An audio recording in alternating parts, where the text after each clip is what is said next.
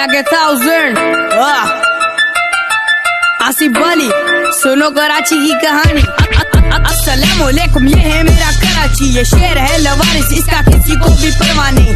सड़कों पे खड्डे या खड्डों में सड़कें बना दी, मैं पैदा हुआ जब से मैंने देखा ना कोई तैराकी। गड्ढे उबल रही, ये है मेरा कराची, घर पे है बिजली नहीं, ये है मेरा कराची। हर जगह कचरा भाई, ये है मेरा कराची। रोड सारे टूटे हुए, कैसे होगी तरक्की?